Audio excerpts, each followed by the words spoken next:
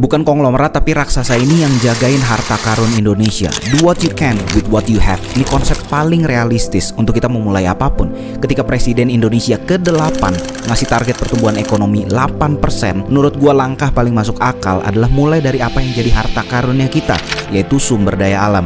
Dan kalau kita lihat pos penerima negara via dividen, sebenarnya udah kelihatan penyumbang dividen terbesar kedua di Indonesia itu adalah perusahaan yang ngurusin sumber daya alam, yaitu MindID. Tahun 2023 mereka ngasih 18,5 triliun buat negara. Ini second best setelah BBRI dan lebih besar dari raksasa lain seperti Mandiri dan Telkom. Ini belum ada sahamnya, tapi lo bisa lihat pengaruh mereka di perusahaan-perusahaan tambang besar di Indonesia. Lo bisa lihat di Antam, PTBA, Tins, Inco, majority dimiliki oleh MindID. Dan mungkin lo familiar dengan Freeport, ini juga majority dimiliki oleh MindID. Jadi bisa dibilang perusahaan inilah yang menjadi penjaga harta karun Indonesia untuk memastikan sumber daya alam kita dipakai untuk kepentingan Indonesia, bukan negara lain. Dan kalau kita lihat pertumbuhannya di sini, peran hilirisasi sebenarnya udah cukup terlihat.